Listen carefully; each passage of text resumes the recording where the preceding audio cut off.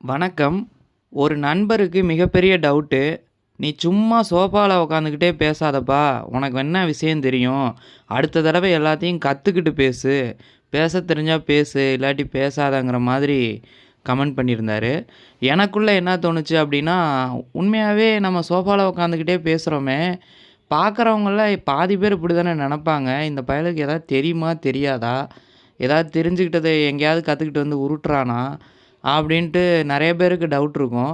என்னடா டிவிய பத்தி பேசுறான், அந்த டிவி நல்லா இருக்குங்கிறான், இந்த டிவி நல்லா இருக்காதுங்கிறான், இந்த பிராண்டு வாங்குங்கங்கிறான், அந்த பிராண்டு வாங்குங்கங்கிறான், ஸ்டெப்லைசர் வைங்க மஸ்ட்டுங்கிறான், அ சிவகார்த்திகேயன் படத்தில வந்த மாதிரிலாம் நடக்காது, ஸ்டெப்லைசர் வச்சீங்கன்னா தான் டிவிய காப்பாத்த முடியுங்கிறான், அப்படிங்கிறான், இப்படிங்கிறான், என்ன உருட்டு உருட்டுறான் அப்படின்லாம் வந்து நெறைய பேருக்கு டவுட் இருக்குமோ!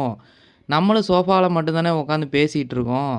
அதனால அப்படி நெனைக்க வாய்ப்பு இருக்கு அப்படின்னு தோணுச்சு எனக்குள்ள. அதனால அந்த நண்பருக்கு ஒரு நன்றிய தெரிவிச்சுக்கிறேன். நண்பா இந்த கேள்வி கேட்டதுக்கு உங்களுக்கு ஒரு நன்றிய தெரிவிச்சுக்கிறேன். இப்ப இந்த வீடியோவுல நான் எடுத்த வீடியோக்கள அப்லோட் பண்ணியிருக்கேன். இது எதுக்காக எடுத்ததுன்னா, கஸ்டமருக்கு காமிக்கிறதுக்காக அப்பப்ப எடுக்கப்பட்ட வீடியோ. ஒரு சில வீடியோ நான் சும்மா கடையில உட்காந்துருக்கப்ப எடுத்தது.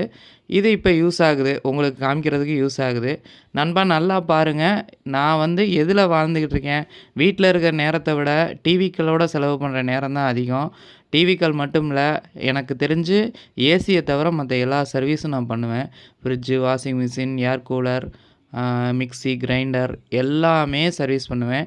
இன்னொரு கடை ஒண்ணு இருக்கு. அதுல மிக்ஸி அந்த ஐட்டம்ஸ் எல்லாமே இருக்கு அதுல. அத பார்க்கணும்னாலும் ஒரு வீடியோ எடுத்து போடுறேன். பாருங்க. சும்மா வாய்க்கு வந்தத நான் ஒளறி உருட்டல நண்பா.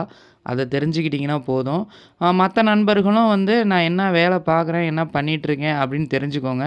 ஒரு விஷயம் சொல்றோம்னா, அனுபவத்தில நான் சொல்றேன். இத பண்ணீங்கன்னா நல்லாருக்கும். இது மாதிரி வாங்குனீங்கன்னா நல்லாருக்கும். அப்படின்னு அனுபவத்தில தான் சொல்றேன். சும்மா இல்ல நண்பா. இந்த பொசிஷனுக்கு வர்றதுக்கு நெறைய கஷ்டப்பட்டுருக்கேன். அதனால டக்குன்னு மனச உடைக்காதீங்க. நன்றி நண்பர்களே. மீண்டும் அடுத்த வீடியோவில் சந்திப்போம். ப்ளீஸ் சப்ஸ்கிரைப் பண்ணுங்க.